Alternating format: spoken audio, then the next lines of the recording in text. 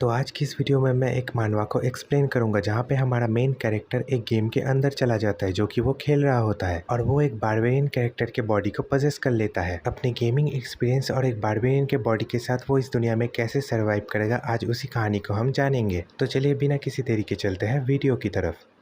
इस मानवा के मेन कैरेक्टर का नाम होता है ली हांसू, जिसको बचपन से ही गेम्स खेलना बहुत ही पसंद था। बीमारी के कारण वो ज़्यादातर टाइम ही हॉस्पिटल में रहता था, तो गेम्स खेलना भी उसके लाइफ का एक बड़ा हिस्सा बन चुका था। उसने हर तरह के गेम खेल लिए थे, जिसकी वजह से अब उसे ये सब बोरिंग लगने लग रहा था। तभी वो इंटरनेट पे किसी नए गेम की तलाश में था और तभी उसको एक नया गेम मिलता है जिसका नाम होता है डंजन एंड स्टोन, जो कि एक आरपीजी गेम होता है। वो कहता है कि ये उसके टाइप का गेम नहीं है, पर फिर भी वो इसको ट्राई करेगा क्योंकि ये गेम फ्री है। पर वो गेम खेलते खेलते इतना ही फोकस हो जाता है कि उसे पता नहीं चलता कि रात कब हो चुकी है। उसे ये गेम बहुत ही पसंद आया था और वो इस डंजन एंड स्टोन गेम से बहुत ही ऑब्सेस्ड हो जाता है। इस गेम का एक यूनिक सिस्टम था जहाँ पे अगर कोई प्लेयर मर जाता है तो उसको ये गेम फिर से शुरू से ही स्टार्ट करना पड़ेगा। पहले उसको ये गेम खेलना अच्छा लग रहा था, पर बाद में वो जिद पे अड़ जाता है कि वो इस गेम को बीट करके ही छोड़ेगा। हॉस्पिटल से डिस्चार्ज होने के बाद वो यूनिवर्सिटी जाता है और अपनी एजुकेशन कंप्लीट करता है। उसके बाद वो एक जॉब भी कर रहा होता है और वो तब भी इस गेम को खेलता रहता है और वो हमेशा ही इस गेम को खेलना जारी रखता है और ऐसे ही 9 साल बीत जाते हैं। ऐसे ही ली हांसू फाइनली गेम के बॉस रूम तक पहुंच जाता है और वो सोचता है कि गेम के इस पॉइंट तक उसके अलावा क्या कोई और पहुंच पाया है, एंड इसके लिए उसने अपने लाइफ के 9 साल सैक्रिफाइस किए हैं। तभी उसको गेम से नोटिफिकेशन आती है कि क्या वो बॉस रूम पर एंटर करना चाहेगा, और अगर वो यहाँ पे एंटर करेगा तो कभी वापस नहीं आ पाएगा। वो इस गेम के फाइनल बॉस को हराने के लिए स्ट्रेटजी सोच रहा होता है। तभी उसको एक और नोटिफिकेशन आता है जो कहती है कि वो एबिस तक पहुंच चुका है और ट्यूटोरियल कंप्लीट हो चुकी है। ये देख के वो थोड़ा शॉक हो जाता है और तभी उसके कंप्यूटर स्क्रीन से एक स्ट्रॉन्ग लाइट बाहर आती है।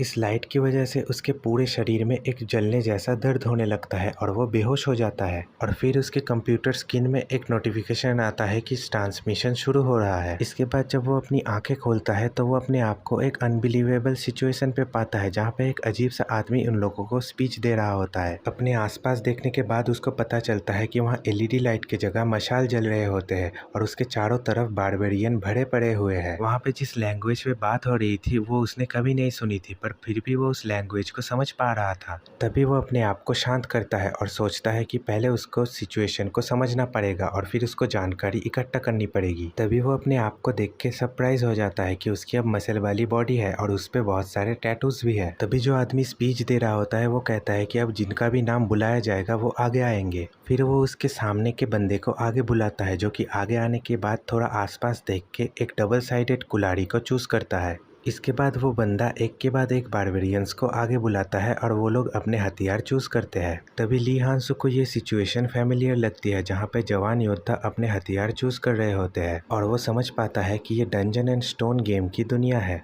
उसे याद आता है कि जब उसने अपने कैरेक्टर को एज ए बारबेरियन चुना था तब ये गेम ऐसे ही स्टार्ट हुआ था। वो इसी बारे में सोच ही रहा होता है कि तभी उसके पास खड़ा हुआ एक बारबेरियन पैनिक करता है और कहता है कि ये तो डंजन एंड स्टोन की दुनिया है। वो देखता है कि ये बारबेरियन कंफ्यूज्ड एंड डरा हुआ है और वो दूसरे बारबेरियन से अलग है। वो समझ पाता है कि ये बारबेरियन उसके ही जैसा कोई है जो इस गेम में फंस चुका है। तभी वहाँ पे वो बारबेरियन आता है जो कि स्पीच दे रहा था और वो पूछता है कि किसने अपना मुंह खोला। तभी वो बारबेरियन ली हांसू से पूछता है कि क्या वो तुम थे, जहाँ पे ली हांसू जोर से जवाब देता है कि नहीं। तभी वो बारबेरियन उसके पास वाले बारबेरियन से कहता है कि तो फिर वो तुम थे, जहाँ पे वो बारबेरियन पैनिक होके पूछता है कि क्या ये डंजन एंड स्टोन की दुनिया है, और तभी वो बारबेरियन अपने हथियार से उसका सर धड़ से अलग कर देता है। ये देख के ली हांसू बहुत ही डर जाता है, पर वो अपने आप को शांत कर लेता है और सोचता है कि अगर उसने भी कोई इमोशन दिखाया तो वो भी मारा जाएगा। तभी वो बारबेरियन कहता है कि कड़ुआ का बेटा ऑर्म एक इविल स्पिरिट के द्वारा पजेस था और उस इविल स्पिरिट ने जो भी बोला वो सभी को अपने दिमाग से निकाल देने के लिए कहता है। ली हांसू को अब सब कुछ समझ में आने लगा था कि उसके जैसे लोग जो इस गेम की दुनिया में आते हैं उनको इविल स्पिरिट कहा जाता है, और अगर किसी को पता चल गया कि वो इविल स्पिरिट द्वारा पजेस है तो उन लोगों को वही मार दिया जाता है। इसके बाद वो सेरेमनी जारी रहती है और ली हांसू सोचता है कि उसको बिना पकड़े जाए इस सेरेमनी को पूरा करना होगा। पर अब उसके सामने एक बहुत ही बड़ी प्रॉब्लम थी कि उसको अपना नाम ही नहीं पता था, यानी कि जिस बारबेरियन के बॉडी को उसने पजेस किया है। तभी उसको एक आइडिया आता है कि नाम बुलाने के बाद वो 2 सेकंड तक देखेगा और अगर कोई आगे नहीं आया तो इसका मतलब वो उसका ही नाम होगा।